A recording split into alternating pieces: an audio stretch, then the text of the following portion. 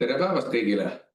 Tere päevast! Minu nimi on Tarmo Sild, Jute Grupi juht ja minu kõrval on Kristel Kurvits, Jute Grupi finantsjuht. Ja me annaksime täna väikese ülevaate käimasolevast Jute Grupi võlakirjade avalikust pakkumisest. Me räägime kõigepealt, mis on Jute Grupp, millega me tegeleme ja seejärel räägime pisut finantsandmetest. Meie webinar on avatud küsimustele ja me räägime ka pärast küsimustele vastamist. Võib-olla tuleb meil veel mingid mõtteid, Kristel. Sobib niimoodi? Kui nii sobib, siis läheme kõigepealt kohe selle juurde, millega Jute Grupp tegeleb. Ma usun, et tänasel webinaril on ka osalejaid, kes ei ole meiega varem kokku puutunud.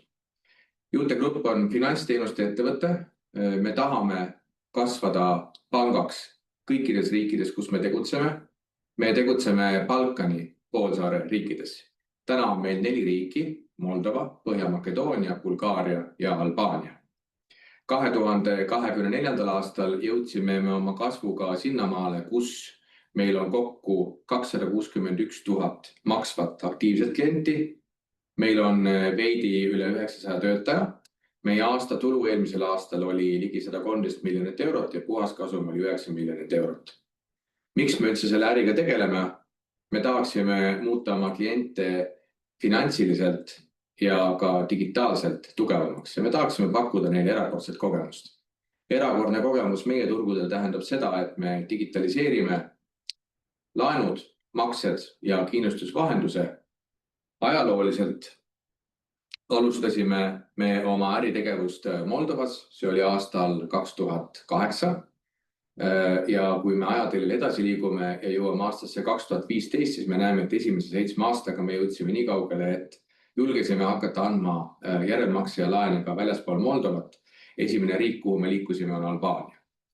Kogu Jute äri ajalooliselt on üles ehitatud tehnoloogiale.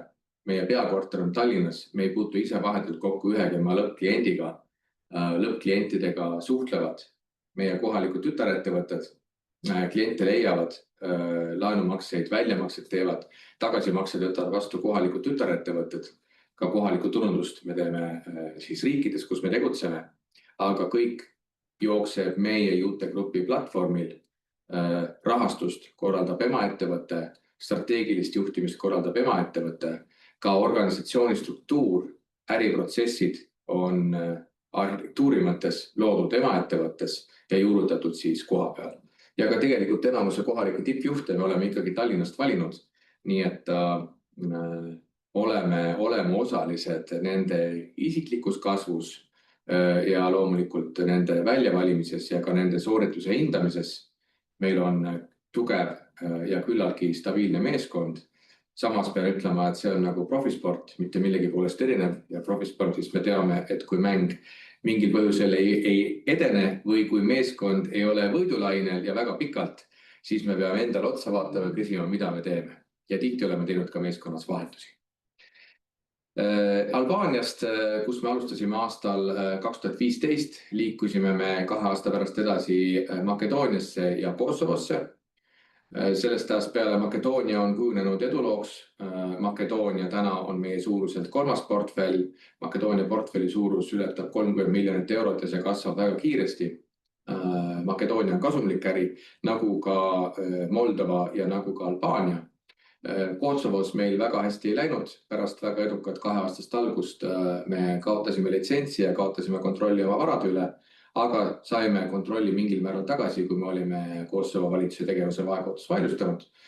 Lühidalt kokkuvõttes see lugu on meie jaoks lõppenud. Me kaotasime Kosovos 5 miljonit eurot, aga olime sellegi poolest kasumlikud ja oleme jätkanud tegevust mujal. Me laiendasime oma tegevust 2019. aastal Bulgaariasse ja Bosniasse. Vahepeal jäi ka Covidi periood, nii et Bulgaaria me vahepeal külmutasime ja hakkasime uuesti kiirendama aastal 2021. Bosnias me alustasime äri ja samamoodi mõne aasta pärast otsustasime. Tänaseks oleme äri sulgenud, kuna selles riigis ei ole võimalik digitaliseeritud äri, nii nagu meie soovime ajada. Nii et Bosnias me pakkisime pillid korrapäraselt kokku, Bulgaarias jätkasime. Et kui me seda ajatelge nüüd kokku vaatame, siis me näeme, et see on selline areng, kus Me oleme kokku alustanud äri 6 riigis, jäänud pidama 4 riiki. Läbi ajaloo igal viimasel kui kalendriaastal oleme olnud kasumlikud. Igal viimasel kui kalendriaastal kokkuvõttes oleme olnud kasvavad ja kasvu me iseloomustame siis läbi oma kliendinumbrite või läbi oma laenuportfelli suuruse või läbi oma tulude, kui palju me tulu saame. Juute äri on ehitatud põhimõttele, et kogu raha tuleb klientidelt. Kliendid peavad kinni maksma nii investorite intressi kui ka juute tegevuskulud, kui ka tegelikult laenukahjumid ja mõned protsendipunktid, mis jäävad üle, on siis ka aktsionäridele omakapitali tootluseks ja kasumiks. See on selline lühikene kokkuvõte läbi ajatelje.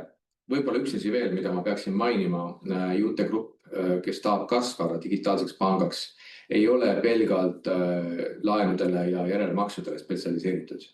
Me oleme läbi aastate oma teenuseid laiendanud ja tänaseks pakume me lisaks laenudele ka makseteenuseid, erinevaid makselahendusi. Samuti me pakume teenuseid läbi meie enda sularahaautomaatide võrgu ja me toimetame läbi oma paljude tuhandete partnerite, kelle kaudu me kas anname laene välja, võtame vastu laenude tagasimakseid või osutame muid teenuseid. Ja samuti me pakume kindlustusvahendust. See tähendab seda, et me ise ei kindlusta mitte midagi ega mitte kedagi. Küll aga töötame me Euroopa suuremate kindlustusandjatega, näiteks Allianz Grupiga, kellega me just koostööd alustasime, et pakkuda nende kindlustustooteid läbi meie kliendisuhtlusplatvormi. Ja meie põhiliseks kliendisuhtlusplatvormiks on MyJute äpp, mida me kasutame kõikides riikides. Meil on olemas ka oma kontorite võrk, lisaks meie partnerite võrgule, kuid põhiline suhtluskanal klientidega on meie enda äpp, mille peale on laetud kõik funktsionaalsused. Ja võib-olla veel kõige lõpuks iseloomustuseks Juute Grupi kuulub tänaseks ka üks pank. Meil on Moldovas pank. Me ostsime Moldovas panga eesmärgiga pakkuda neid samu teenuseid, maksevahendusteenuseid Moldovas ja ajahetkel, kui me panga ostsime, oli see ainukene võimalus alustada siis makseteenustega lisaks laenudele. Panga digitaliseerimine on praegu täies hoos ja ütlen ka seda, et pank on olnud alates meie poolt sisenemisest kasumlik ja pank maksab emaettevõttele Juute Grupile dividende. Pank antud võlakirjaemissiooni mitte kuidagi ei puutu. Mida ma veel peaksin ütlema sissejuhatuseks igaks juhuks on see, et me oleme nüüd tõepoolest alustanud võlakirjade avatud pakkumisega ja pakkumise kohta ma kindlasti soovitan lugeda prospekti, mis on kinnitatud Luksemburgi finantsinspektsioonis.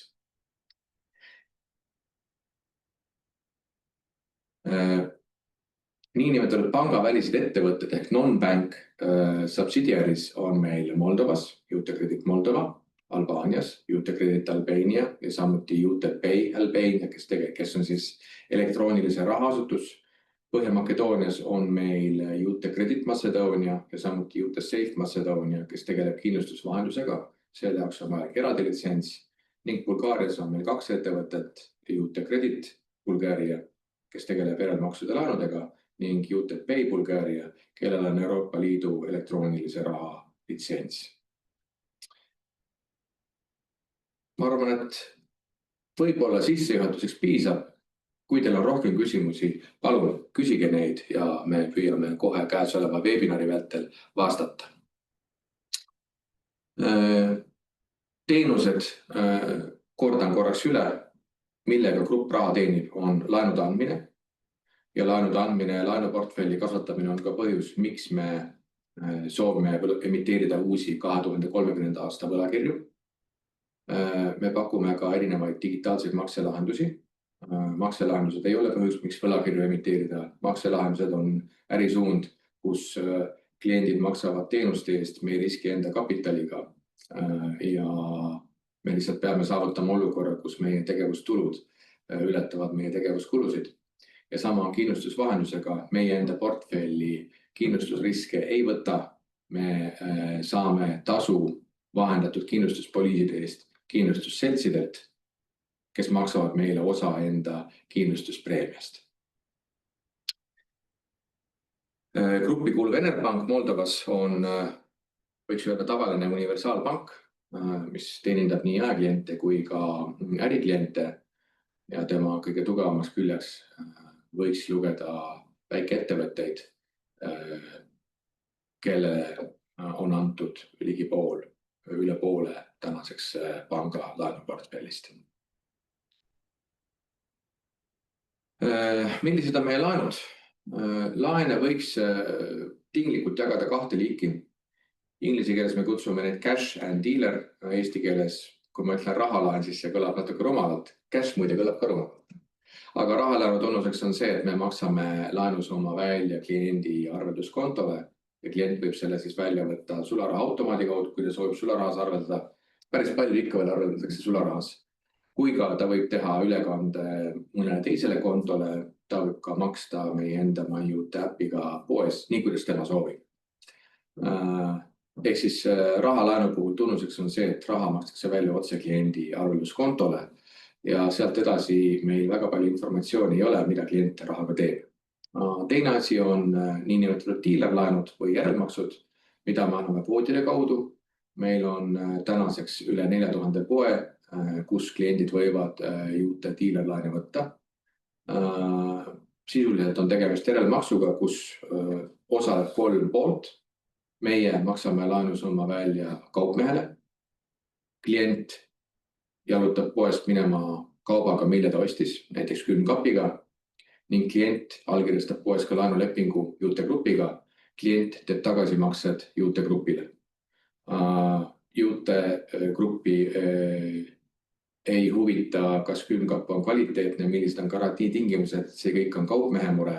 Jute Grupp võtab endale krediidiriski, siis selle, et klient tegelikult laenu tagasi maksaks koos intressidega ja et me saaksime teenida kasumit. Meie laenude kaalutud keskmine pikkus, mida me praegu välja anname, ja ma räägin siis mitte pangalaenudest, pank on teistsugune loom. Ja veel kord, panga jaoks käesolev võlakirjaemissioon ei ole relevantne.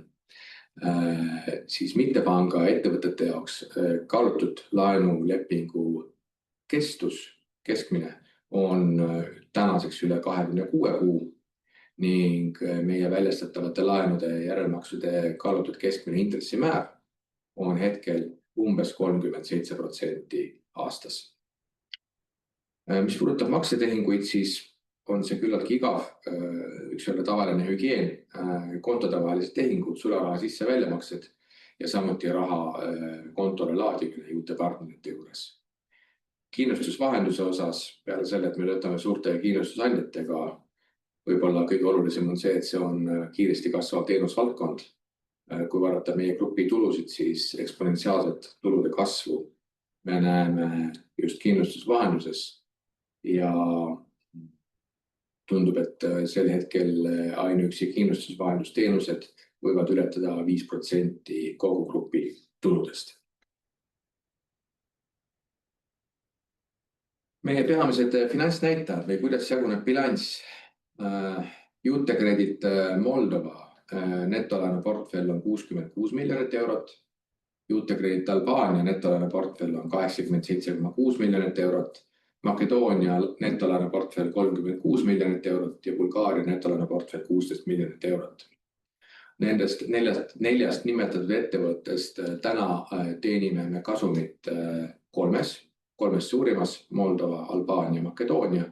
Me teenime hetkel kahjumit Bulgaarias, aga me oleme tänaseks loonud piisava täpsusega mudelid ja saanud piisavalt andmeid, et alustada ka Bulgaarias kasumlikku tegevust. See on ka põhjus, miks Bulgaarias, nagu te näete, netolaenu portfell moodustab suhteliselt väikse osa, alla 10% kogu laenu portfellist. Me lihtsalt ei ole pidanud vajalikuks seal alustada jõulist kasvu enne, kui me ei ole täpselt selgeks saanud, kellele tasub laenu anda. See eeldab teatud andmemahu olemasolu, mille pealt teha andmeteadusel põhinevaid otsuseid. Üldiselt vältime inimeste tehtavaid otsuseid, me rakendame andmemudeleid ja teeme kas täisautomaatseid otsuseid või selliseid laenuotsuseid, kus inimese roll on valideerida teatud andmed, aga inimene ise tegelikult otsust väljaspool masina ette antud piire langetada ei saa. Ja meie pank, tänase seisuga veel meie ainukene pank, tema netolaenu portfell on 90 miljonit eurot. Nagu me ka siit näeme, kuidas pank ja mittepanga ettevõtted käituvad kui täiesti erinevad ärid. Me näeme seda tulude poole pealt. Me näeme, et Moldova netolaenu portfelliga teenib aastas tulu 23 miljonit eurot, mis on poolest korda rohkem kui Moldova pank, kes netolaenu portfelliga 90 miljonit, teenib tulu ligi 16 miljonit. Kusjuures pangatulud sisaldavad veel ka maksevahenduse ja muid tulusid, mitte ainult laenutulusid. Kõige kasumlikum meie äridest hetkel on Albaania, kus netolaenu portfelliga, mis on ligi 90 miljonit, me teenime aasta tulu. Teenisime eelmisel aastal üle 43 miljoni euro. Ja väga kasumlik on ka Makedoonia, kus me teenisime 36 miljonise portfelliga 22 miljonit eurot tulu. EBITDA mõttes on kõik riigid kasumlikud, aga nagu ma ütlesin, me armastame ju rahavoogu. Ja kuna me armastame rahavoogu, siis me peame vaatama ka kogu tervikut. Ja nagu ma ütlesin, 4 riigist 3 on kasumlikud, Bulgaaria hetkel veel mitte, aga me usume, et ta muutub kasumlikuks, eriti kui me hakkame seal kasvama. Kui me vaatame kogu tulu jaotust, siis me näeme, et see on muutunud ajas järjest mitmekesisemaks. Ehk siis slaidi parempoolne alumine nukk. Ja me näeme seda, kuidas on lisandunud erinevaid tululiike, kui aastal 2021 kogutulu oli 61 miljonit eurot, millest 60 miljonit eurot oli laenudest ja 1 miljon eurot oli makseteenustest, siis 2024 lõpuseisuga laenutulu oli üle 100 miljoni euro. Ja me näeme, et makseteenustest tulu oli 6,4 ja kindlustusvahendusest 3,4 miljonit eurot. Nii et pilt hakkab muutuma järjest mitmekesisemaks ja see on väga hea meile riskide juhtimise mõttes kui ka klientide hoidmise ja klientidele väärtuse pakkumise mõttes. See on põhjus, miks me jätkuvalt soovime edasi kasvada. Me usume, et me loome oma kombineeritud teenustega klientidele väärtust, mille pärast nad tahavad meie juures olla või meie juurde tagasi tulla. Ma arvan, ma olen piisavalt rääkinud, Kristel. Võta siit palun üle. Ja tere siis veel kord ka minu poolt ja kõigepealt suur aitäh kõigile, kes te osalete. Me hetkel ei tea, kas te olete olemasolevad investorid või uued. Igal juhul on tore näha, et Jute kõnetab, et Jute avalik võlakirja pakkumine huvitab. Nii et aitäh teile kõigepealt. Tarmo juba suuremas enamuses ja tähtsamad näitajad käis üle, mida omalt poolt veel lisada, sest kõik numbrid, mis on avalikustatud siis kvartaalsete aruannetega, mis on avalikustatud aastaaruandes, on konsolideeritud numbrid, ehk need sisaldavad nii Jute mitte pangaga seotud ettevõtteid kui ka siis Enerpanga numbreid, et see on võib-olla natukene selline segadust tekitav. Kui nüüd vaadata konkreetselt põhjuseid ja võrrelda natukene numbreid aasta-aastalt, siis nagu te näete graafikust, siis tulud 2024 aastal kasvasid 6,6%, 106 miljonilt ligi 113 miljonile. Siin juures, jah, nagu Tarmo ütles, Enerpank on olnud alates 2022 aastal, kui oleme meie põhiomanik olnud küll kasumlik. Samas 2024 aastal oli oluliselt väiksem valitsuse võlakirjade tulu Enerpanga poole peal. 2023 aastal nad teenisid valitsuse võlakirjadega tulu 4,8 miljonit, samas kui 2024 aastal vaid 1,9 miljonit. Ehk siis Jute mittepanga ettevõtted kasvatasid tulusid 2024 aastal 10% võrra, samas Enerpanga tulud kahanesid 2024 aasta jooksul 12% võrra. Sellest johtuvalt on ka, nagu te näete, EBITDA kasv on 46,7 miljonit 47,7 miljoni euroni.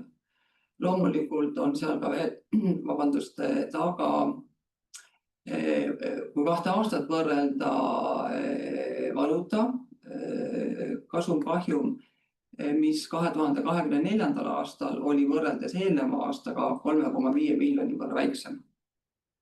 Ning üks erakorraline muudatus, mille me sisse viisime 2024. aastal, oli laenuportfelli kahjumi arvutamine, kus me eelnevalt kasutasime ajaloolist datat ehk siis sellest hetkest, kui kuskil riigis laenuportfell sai esimest korda, välja makstud. Nüüd me kasutame nii-öelda konservatiivset lähenemist ja me kasutame ainult viimase 5 aasta informatsiooni, et olla veelgi nii-öelda nagu konservatiivsem ja elimineerida aegade tagused mõjud. Hiilgeajad, elimineerida hiilgeajad. Just. Kulude-tulude suhe, mida me oleme lubanud ja tahtnud hoida konsolideeritud pildis alla 40%.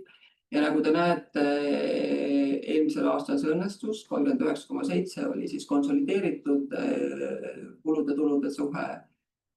Siin taaskord siis Jute mittepanga poole peal oli see 35,6% ja samaks kahjuks peab nentima, et Renpanga poole peal oli see 65%. See on kindlasti valdkond, millega me täna aktiivselt tegeleme, nagu mainitud sai, digitaliseerimine käib täie hooga ja loodame, et suhe Renpanga poole peal hakkab ka lähitulevikus ikkagi muutuma paremuse poole.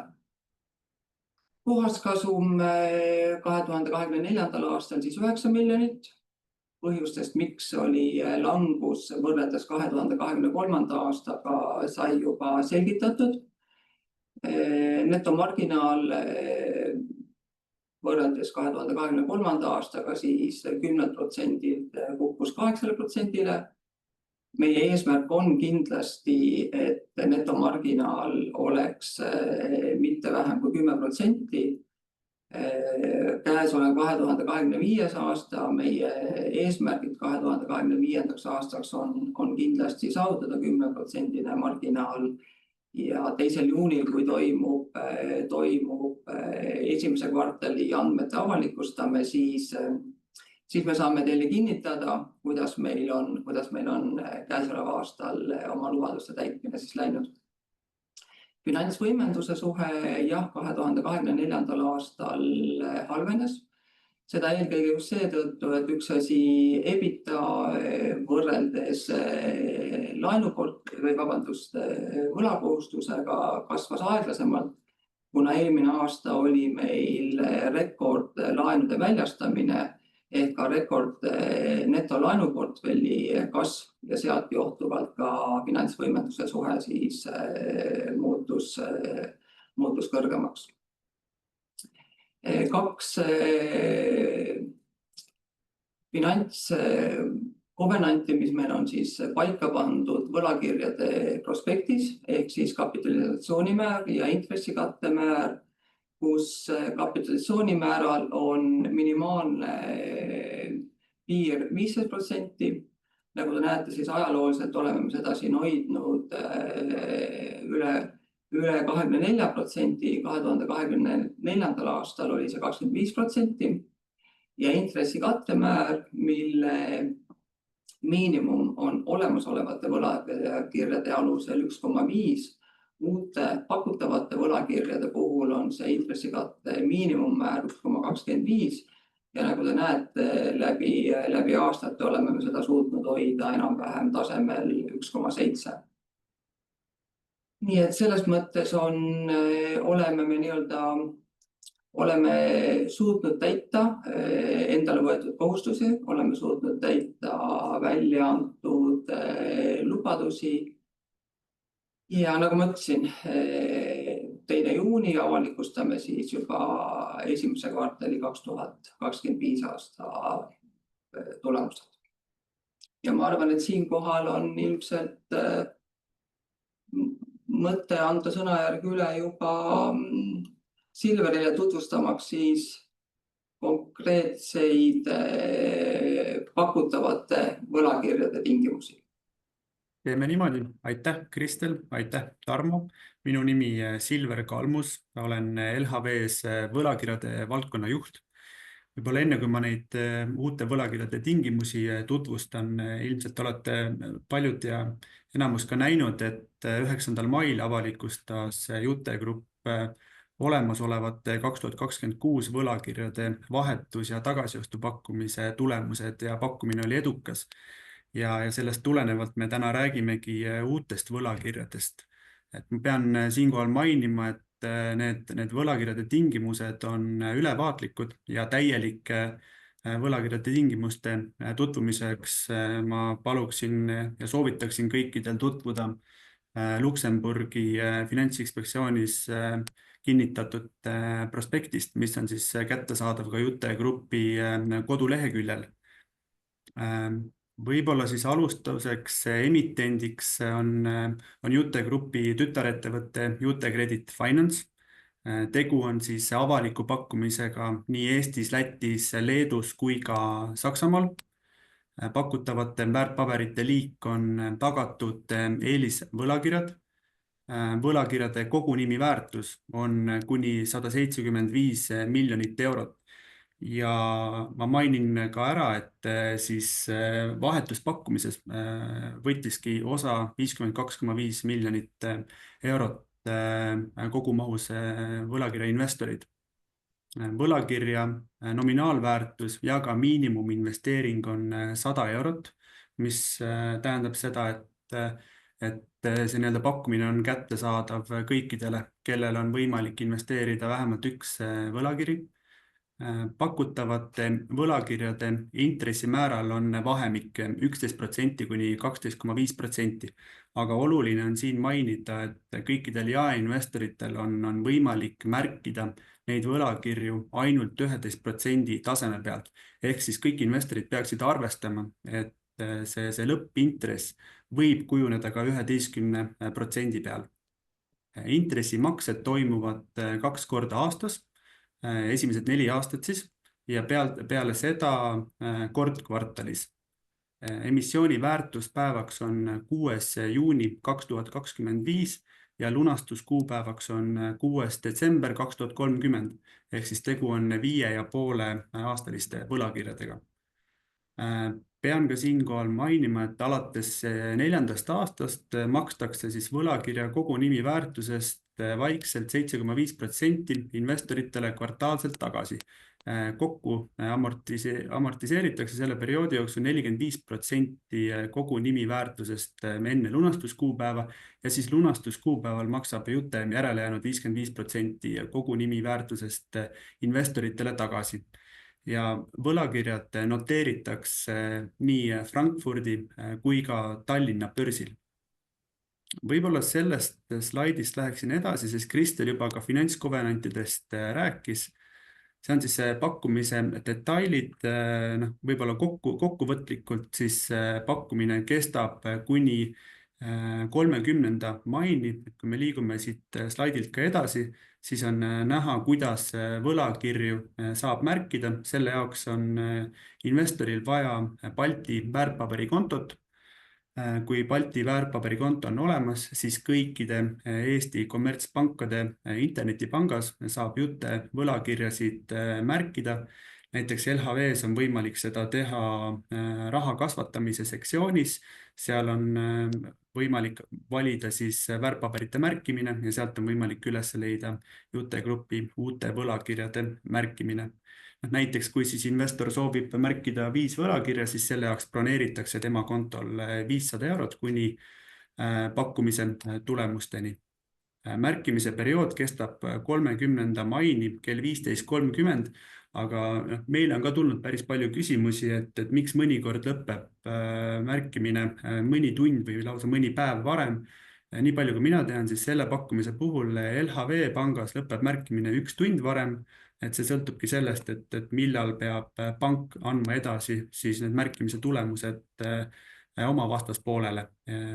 Ja et kindlasti, kui mõnest muust pangast inimesed soovivad märkida, et siis kindlasti vaadake, et mis kell see märkimine lõpeb. aga võib-olla selle kokkuvõttega ma annangi sõna nüüd tagasi Tarmole kokkuvõtteks. Aitäh! Vaatame kõigepealt, kas meil küsimusi on tulnud. Küsimuste vastuste sektsioon.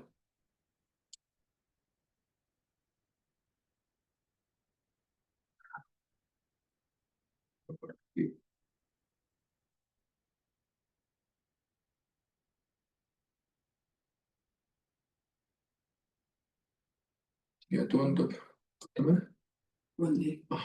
et meil on 2 küsimust. Esimene küsimus ja ma loen küsimused ka valjusti ette, kui te lubate. Millal selgub uute võlakirjade lõplik intress ja millest intressimäär sõltub? Lõplik intress selgub märkimisperioodi lõpus. Me võtame arvesse institutsionaalsete investorite tagasisidet ja lõppkokkuvõttes võib väga lihtsalt öelda, et see on nõudluse pakkumise vahekord. Me oleme öelnud, et minimaalselt emiteerime me 125 miljonit eurot, maksimaalselt 175 miljonit eurot. Milline on olukord kapitaliturgudel 30. mai seisuga, ei oska keegi meist täpselt ette öelda. Täna võib suhtuda mõõduka optimismiga. Ja ma näen, et siin on Jute grupi seisukohalt 2 äärmust, mille vahel me valime.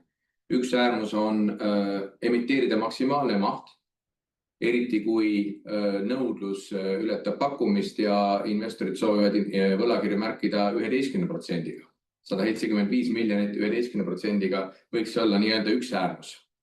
Ja teine äärmus, kui me näeme, et pakkumine on kapitali hinnale 12,5%, siis võib-olla on meie enda motivatsioon emiteerida ainult 125 miljonit eurot kupongi määraga 12,5. See oleks siis teine äärmus. Ja siia vahele jääb hulk erinevaid stsenaariume. See on Jute grupi otsus ja me anname sellest teada märkimisperioodi lõpus, kui me anname teada ka jaotusest. Need, kes osalevad märkimises, soovitan arvestada 11,0%-ga. Kui intressimäär on kõrgem, siis on see lihtsalt positiivne üllatus kõikidele investoritele, kes märkimises osalesid. Järgmine küsimus. Kui vahetasin aprillis olemasolevad võlakirjad uute vastu, siis kas need pikenevad nüüd automaatselt? Ei pea uusi võlakirju enam uuesti märkima? Aga küll aga võib. Ehk siis tähendab seda, et kui te valisite vahetuse, siis te mitte midagi tegema ei pea ja see vahetus toimub settlement'i päeval automaatselt, aga loomulikult võib lisaks uusi märkida. Jah, vastus on ei pea, aga võib. Jah. Vahetust soovinud vast enam märkima ei pea on 3. küsimus ja vastus on, et ei pea märkima. Märkimine on igaühe enda otsus.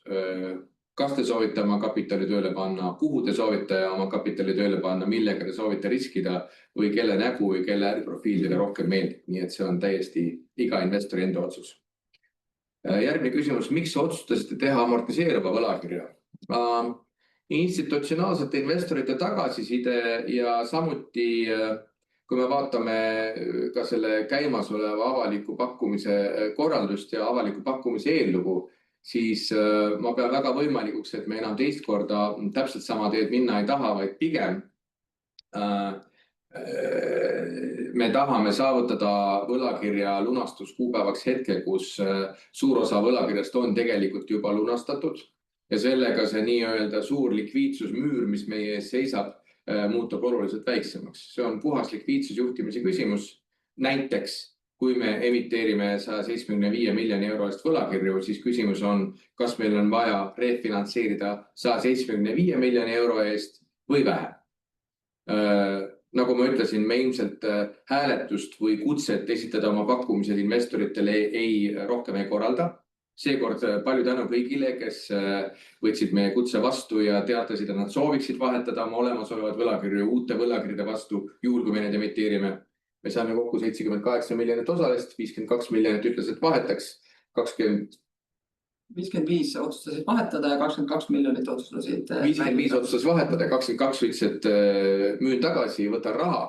Arvatavasti me 2030. või 2029. aastal seda harjutust sellisel kujul ei korda, vaid pigem me lähtume sellest, et me hakkame võlakirja lõpus vaikselt tagasi maksma nii et lunastuskuupäevaks jääb tagasimakstav summa pisut üle poole sellest, mis oli algne emissiooni maht.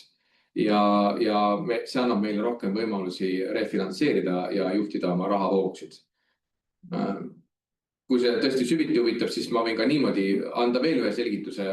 Kui me teame, et meil on vaja lunastada 175 miljonit eurot aastal 2030, siis mõistlik oleks alustada refinantseerimisega 1 aasta varem.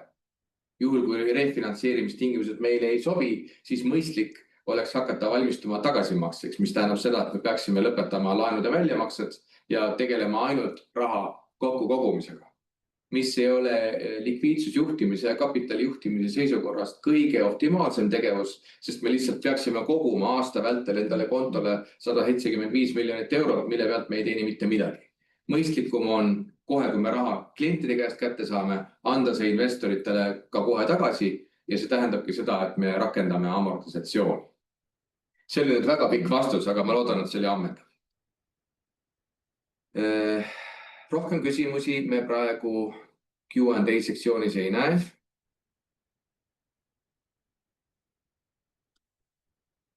Ja kui neid küsimusi ei lisandu, siis me võime teha väikese kokkuvõtte.